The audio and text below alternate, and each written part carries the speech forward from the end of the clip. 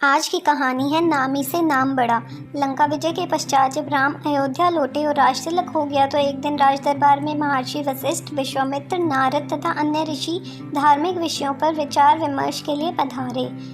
जब उसी प्रकार के विषयों पर चर्चा चल रही थी तो देवर्षि नारद ने एक प्रश्न उठाया कि नाम और नामी में कौन श्रेष्ठ है।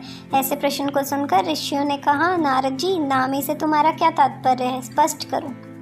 नारद जी ने कहा, ऋषियों, नाम तथा नामी से तात्पर्य कि भगवान नाम का जब भजन श्रेष्ठ है या स्वयं भगवान श्रेष्ठ है। नारद जी की बात सुनकर ऋषियों ने हंसकर कहा, अरे नारद, तुमने एक ऐसे बच्चों जैसा प्रश्न पूछा है।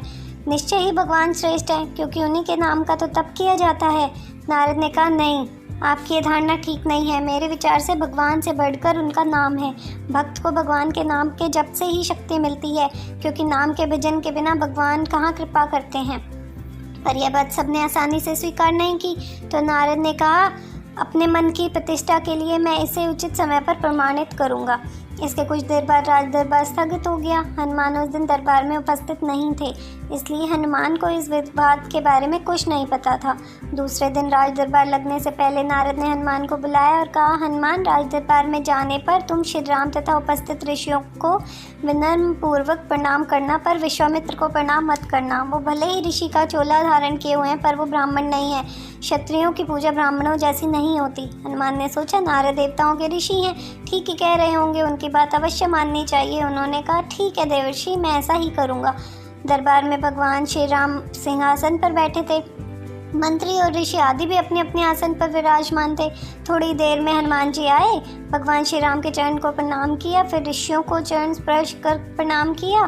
फिर उन्हीं के बीच बैठे विश्वामित्र को ना तो उन्होंने प्रणाम किया और ना किसी प्रकार का आदर भाव दिया। हनुमान के इस व्यवहार से विश्वामित्र ने अपने आप को बड़ा अपमानित समझा। वे राजा तथा ऋषियों के बीच इस प्रकार अपना अपमान सहन न कर सके। तत्काल ही क्रोध में उठ खड़े हुए और श्री राम से बोले, श्री राम, तुमने अपने इस सेवक की धृष्टता देखी।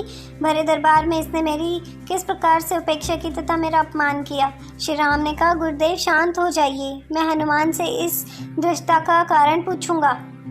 विश्वामित्र को क्रोध शांत नहीं हुआ। उन्होंने कहा, यहाँ ये तो आपने प्रत्यक्ष देखा, पूछने की क्या आवश्यकता है। अस्त्र शस्त्र के क्षेत्र में मैं तुम्हारा गुरु हूँ, यह गुरु आज्ञा है, इसे दंड दीजिए। नारद ने भी विश्वामित्र की हाँ में हाँ मिलाई तथा कहा, भगवान विश्वामित्र ठीक कहते हैं, हनुमान ने इनका प्रत्यक्ष अपमान किया है, आपके उद्दंड सेवक को दंड मिलना चाहिए। नारद की बात सुनकर हनुमान असमंजस में पड़ गए। भरे दरबार में अपनी स्थिति देखकर कुछ बोल ना सके, पर सोचने लगे कि जैसे नारद ने कहा मैंने वैसा ही किया। वही नारद अब मेरा बचाव ना करके मुझे दंड देने की बात में सहमति जता रहे हैं। नारद का यह चरित्र समझ में नहीं आता। इधर की उधर लगाना और दो लोगों के बीच भ्रम पैदा करके उन्हें लड़ने में इन्हें कौन सा आनंद आता है। भले काम को बिगाड़ने वाला ये कैसा ऋषि है। भगवान श्री राम किसी प्रकार की दंड की घोषणा करते इससे पहले ही नारद ने कहा, भगवान इस संबंध में शांत भाव से विचार करके कल दंड दीजिएगा। उत्तेजित अवस्था में अभी इस समय हनुमान को दंड देना उचित नहीं। रात को हनुमान नारद के आश्रम में आए और कहा, देवर्षि, आप ये कौन सा खेल खेल रहे हैं। मेरा वध कराकर आपको क्या मिलेगा। मैंने तो जो कुछ अभिनय किया है वह आपके आगे से ही किया है। नारद ने हंसकर कहा, हनुमान जी, निराश मत हो, चिंता मत करो। मेरे कहने से तुमने जो किया है उसके लिए दिए जाने वाले दंड से तुम्हारा कुछ नहीं होगा। तुम्हें दंड मिलेगा, पर तुम्हारा बाल भी बाका नहीं होगा। मैं जैसा कहता हूँ बस वैसा ही कल करना। कल प्रातःकाल सूर्य तट पर ओम राम रामाय नमः इस मंत्र का जाप करते रहना। कोई कुछ कहे तुम कुछ मत सुनना, बस यह मंत्र प्रेम भाव से जपते रहना। प्रातः हुई हनुमान जी स्नान कर सरयू तट पर खड़े होकर मंत्र जप करते। दरबार लग जाने पर जब हनुमान दरबार में उपस्थित नहीं हुए तो श्री राम ने पूछा, हनुमान कहाँ हैं, अभी तक नहीं आए। विश्वामित्र ने कहा, आप आज दंड देने वाले थे, शायद इसीलिए डर के कारण नहीं आए। नारद ने कहा, मैंने अभी थोड़ी देर पहले सरयू तट पर उन्हें स्नान ध्यान करते हुए देखा है। भगवान राम ने कहा, यह हनुमान की एक और दंडता है, हम स्वयं तट पर जाकर वही हनुमान को दंडित करेंगे। राम विश्वामित्र ऋषियों तथा मंत्रियों के साथ सरयू तट पर हनुमान को दंड देने के लिए पधारे। श्री राम अपने भक्त को बार बार करुणा भरी दृष्टि से देखते तथा सोचते कि अपने ऐसे परम भक्त पर कैसे बाण चलाएं। उधर गुरु विश्वामित्र का डर भी उन्हें सता रहा था।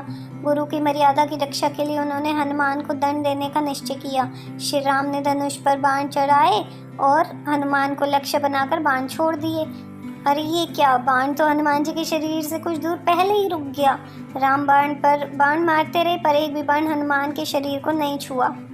उधर हनुमान राम के बाणों के प्रहार से निश्चित नारद के बताए मंत्र का जाप करते रहे। वह मंत्र जैसे जैसे हनुमान का कवच बन गया। यह देखकर श्री राम को बड़ा आश्चर्य हुआ। हनुमान में एक ऐसी शक्ति आ गई, उनके दंड का प्रयास व्यर्थ हो रहा था। विश्वामित्र को लग रहा था कि राम अपने भक्त को बचाने के लिए जानबूझकर इस तरह बाण चला रहे हैं कि उनको चोट ना पहुँचे। अपनी इस असफलता से विचलित होकर राम ने ब्रह्मास्त्र उठा लिया। राम ने ब्रह्मास्त्र हाथ में लिया तो हाहाकार मच गया। नारद ने कहा, ऋषिवर विश्वामित्र, हनुमान के अपराध को क्षमा करें। अगर राम का ब्रह्मास्त्र छूट गया तो सिर्फ हनुमान ही नहीं मरेंगे बल्कि सारे लोक में प्रलय मच जाएगा। ब्रह्मास्त्र से निकली ज्वाला देखकर विश्वामित्र भी डर गए। उन्होंने राम को रोकते हुए कहा, राम, ब्रह्मास्त्र को वापस रखिए। हनुमान के अभिनय को मैंने क्षमा किया। इतना सुनते ही हनुमान को जैसे जीवन दान मिला। राम को धर्म संकट से मुक्ति मिली। सब लोग प्रसन्न हुए। हनुमान ने आकर विश्वामित्र से क्षमा मांगी और नारद जी की ओर देखा। नारद ने हंसकर कहा, प्रभु, इसका कारण मैं ही हूँ। मैंने कहा था ना, भगवान से बढ़कर भगवान का नाम जपना श्रेष्ठ है। उसे प्रत्यक्ष सिद्ध कर दिया। हनुमान ने इस देव भगवान राम के नाम के बीज मंत्र से भगवान की शक्ति क्षीण कर दी। जिस प्रभु के नाम का जप होता है वह प्रभु अपने नाम जप की शक्ति के आगे शक्तिहीन हो जाते हैं। इसलिए कहता हूँ कि नामी से बड़ा नाम। यह कहकर नारद देवलोक को चले गए। कैसी लगी आपको कहानी, कमेंट में ज़रूर बताइएगा। आपको वीडियो अच्छी लगी हो तो वीडियो को लाइक करें, मेरे चैनल को सब्सक्राइब करें। Thank you.